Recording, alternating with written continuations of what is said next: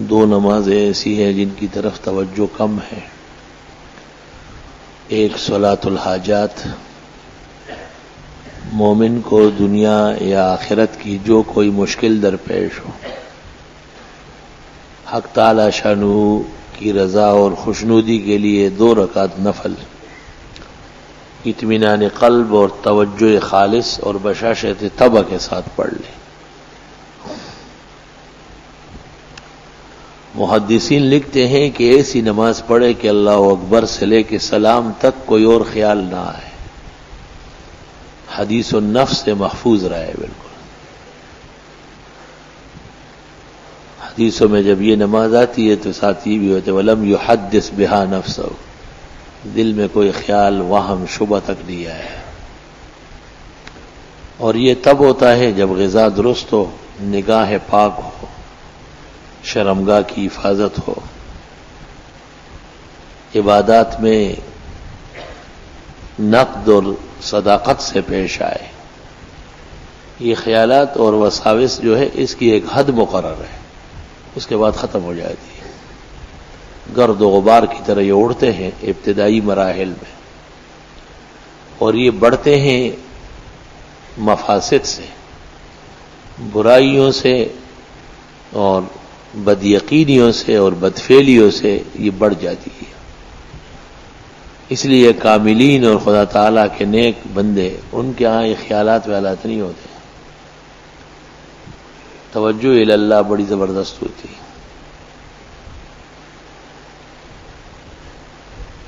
شرعاً تو کسی بھی نماز میں خیال آئے نہ آئے کوئی فرق نہیں پڑتا. فقہاء متفق ہے کہ جب ارکان صحیح ادا ہو گئے نماز ہو گئی. لیکن منازل کے حصول کے لیے، اللہ تعالیٰ کے ہاں قرب اور درجے کے لینے کے لیے نماز کی توجہ بہت ضروری ہے. پھر وضو بھی سنت طریقے سے ہو، نہ پانی زیادہ استعمال کرے ہو نہ بالکل کم. جو سنت طریقہ ہے، ہر روز وہ 3 دفعہ دھویا، سر کا مسح 1 بار کیا. یہاں تک اہتمام کرتے ہیں کہ سنت کے مطابق وضو سے فارغ ہو کے کھڑے ہو کے 2-3 گھونٹ پانی بھی پی لیتے کہ بھئی یہ اتباع بھی رہے.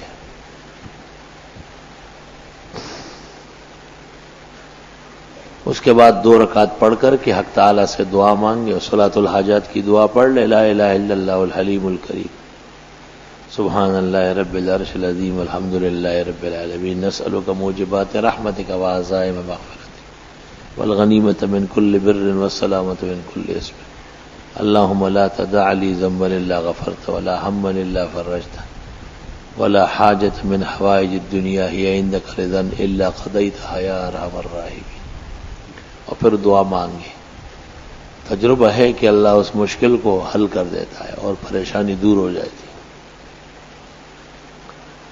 یہ تو روزانہ دن میں یا رات میں کسی وقت 2 رکعت پڑھ لینا چاہیے، اور حاجات جتنی ہے حق تعالیٰ کے حضور پیش کر دی جائے کہ اللہ یہ مسائل اور مشکلات ہے، آپ اپنے خزانوں سے اس کا انتظام فرمائے. اللہ پھر صرف یہ نہیں کہ اس کی وجہ سے ہزاروں اوروں کی مشکلات حل ہوگی. اللہ ایسے کاملین میں نے دیکھے ہے کہ بس ہاں ہونا ہاں ہونا، بات کہی گئی ان میں ٹھیک ہے بس ہو جائے، ہو گیا. خدا تعالیٰ کے ہاں ان کی وجاہت قائم ہو جاتی ہے. جیسے آپ کی نظر میں بعض افراد ایسے ہیں جو وہ کہے آپ تیار ہے کرنے کے لیے، اتنا اعتماد ہے آپ کا. حق تعالیٰ کے ہاں بھی صدق عمل اور صدق قول کا بڑا زبردست اعزاز ہے. ایک تو صلاۃ حاجت پر توجہ کم ہے، لوگوں کی کم پڑھتے ہیں، سمجھتے نہیں اس کو. ایک کان سے سن لیتے اور دوسرے سے نکال لیتے اور الجھے رہتے. ہم وقت پورا گھرانہ، خاندان، افراد، رشتے، نوکریاں، رزق، سب الجھا ہوا ہے.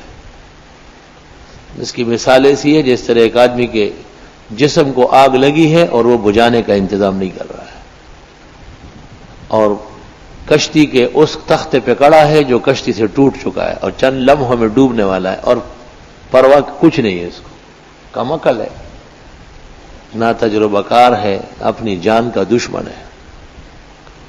اس لیے اس نماز پر سلف کی انتہائی توجہ رہی ہے۔ دن میں آپ کسی وقت پڑھ لیں، وقت کی کوئی پابندی نہیں، رات کو کسی گھڑی میں پڑھ لیں، لیکن پڑھنے کی عادت ڈالیں۔